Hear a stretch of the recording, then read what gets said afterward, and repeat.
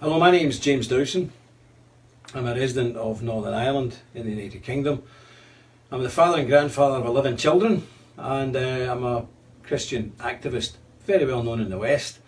I oppose the sort of gender fluidity, non-binary, politically correct nonsense that's been forced upon our people by the EU, and its epidemic levels now in our country is quite incredible. You send in a 5-year-old to school and they're getting taught about anal sex. It's unacceptable to anybody decent, and certainly unacceptable to Christians.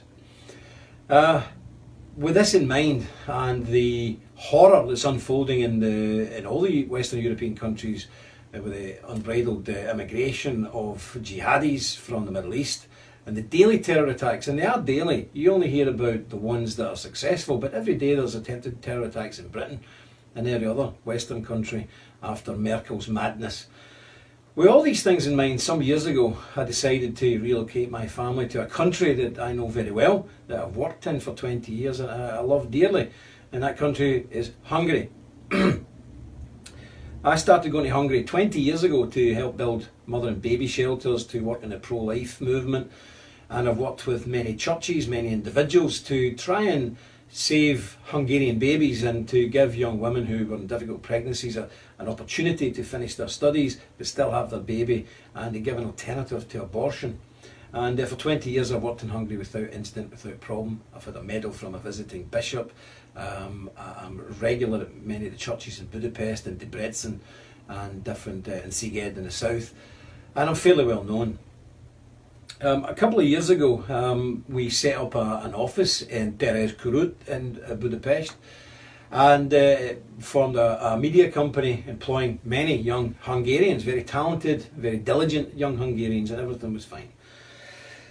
But in April this year, 2017, as I returned to my office in Budapest, I was stopped at the airport and refused entry. I was given no other explanation other than a piece of paper to say that I was a danger to national security and that I was not allowed in. And my colleague was likewise turned back, and I was kept in a cell, and I had to fly out the next day to Serbia because there was no planes going back to the United Kingdom. Quite horrific, quite horrific experience. And since then I've not been allowed back.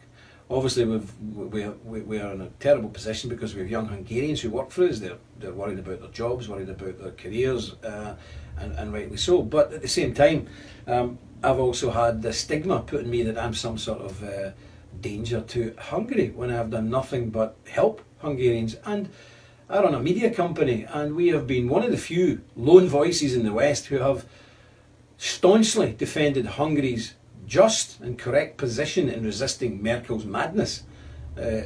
Viktor Orban, rightly, looks upon Britain, Holland, Belgium, Germany, and sees the utter chaos and terror attacks on a daily basis that her madness has resulted in, and has said, no, we don't want this for Hungary. Please, we're not having this. And I salute Mr Orban for this and praise Mr Orban and the government of Hungary for this. It's the correct decision to look after your own country. But I've got to say I'm disappointed, because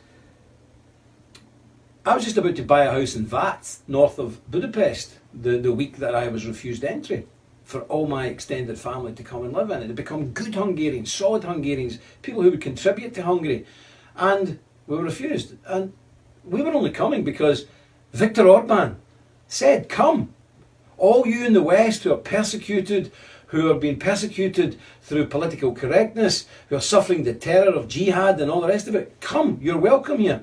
You know, I get regular death threats from serious jihadi groups. The police can testify to this in the UK. You know, our wives and our daughters are threatened with rape, with murder, with beheading. We get this on a monthly basis.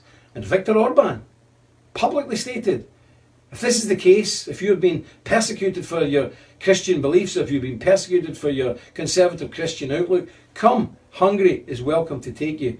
So, me, my wife, my 11 children and grandchildren said, let's go to Hungary. We started a business there, we employed Hungarians, and then were thrown out with no other explanation other than a very spurious piece of paper saying that I was a danger to national security. I have never been convicted of any terrorist offence. I've never been accused of any terrorist offence, despite the fact that I've lived for 30 years in Belfast during one of the worst civil wars in the Western world's history. I have never been involved in terrorism, or accused of being involved in terrorism, or charged with being involved with terrorism. So what is going on? What is this? You know, I run one of the world's largest media companies, and we've been credited with the Brexit result, we've been credited by helping Trump be elected. And, you know, we're a powerful and serious lobby, but we've always backed Hungary, always backed the position of the Hungarian government in resisting Merkel. And we've not griped, we've not moaned, we've not used that media reach to complain about the behaviour of this decision or the merit of this decision by Hungary. But I would like an explanation, and I would like my name to be cleared and the name of my family to be cleared, because this is not just my name, it's my father's name. And to be accused of being a threat to a country that I love dearly and I hold very close to my heart is very, very distressing for me. So I would like to ask directly to Prime Minister Viktor Orban, why, Mr. Orban? Why? Why have you condemned my children to a future of jihadism, to gender fluidity, perversion, and the erosion of our Christian values? Mr. Orban, please give me an answer. Thank you.